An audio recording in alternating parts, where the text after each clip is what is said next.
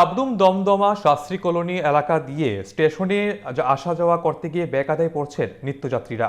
অভিযোগ, রাস্তাটির দুটি পাশে রাবার গাছ ও লতাপাতার কারণে গভীর জঙ্গল হয়ে আছে। ফলে দিনের বেলাতেই রাস্তায় অন্ধকারে নেমে আসে। বিদ্যুতের খুঁটি না থাকার ফলে আলোর ব্যবস্থাও নেই। এই রাস্তা দিয়ে রাতে চলাচল করতে সমস্যায় পড়ছে নিত্যযাত্রীদের। জঙ্গল পরিষ্কার করে পর্যাপ্ত আলোর ব্যবস্থা করার দাবি জানিয়েছেন স্থানীয়রা।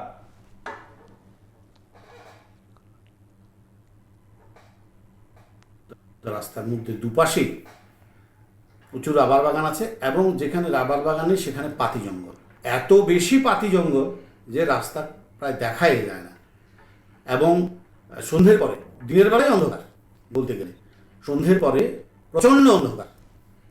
যারা অটোতে আসছে, যারা আসতে পারছে না, যারা হেঁটে আসছে, অন্ধকারের কারণে তারা রাস্তায় দেখা যায় না এমন অবস্থা। এবং পাতি জঙ্গল, উপরন্তু চিন্তাবাজদের উৎপাত বাড়ছে।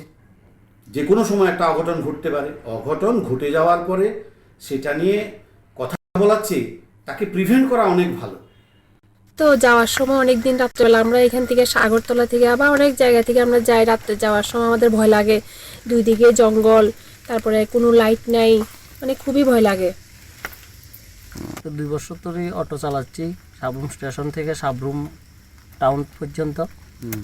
কি সমস্যা? আমাদের সাবরুম স্টেশনে সাইডে রোডে হাই রোডে পর্যন্ত আওয়ার জন্য একটা সোলার লাইট নেই, রাস্তাতে কোনো লাইট নেই। রাস্তার সাইডে দুনো সাইডে জঙ্গল হইয়া ভর্তি হয়ে রয়েছে। মেন রোডটা আমরা যে অটোগুলা লইয়া আসছি একটার সাথে একটা মুখোমুখি হওয়ার সম্ভাবনা বেশি। পুরাটা জঙ্গলটা রাস্তার মাঝখানে আয়া পড়তে আছে, কোনো কাজ করতে আসে না। রেল স্টেশন তরফ থেকে করতে আসে না, নগর পঞ্চায়েত থেকে করতে আসে না, নাই রুট লাইন নাই রাস্তা ঠিক। দুনো সাইডে জঙ্গল আয়া ভর্তি হয়ে থাকে। অন্ধকারে রাত্রেবেলা মানুষ আসা যাওয়া করতে পারে না। রাত্রে 9টা 10টা কাঞ্চনজঙ্ঘা আসে শিয়ালদার থেকে সাবরুম, ডেমু ট্রেনে আসে 4বার। শিয়ালদা কাঞ্চনজঙ্ঘা এক্সপ্রেস আসে একবার রাত্রেবেলা। মানুষের ভয়ে অনেক সময় রাত্রেবেলা রাস্তা দিয়ে আসা যাওয়া করতে পারে না।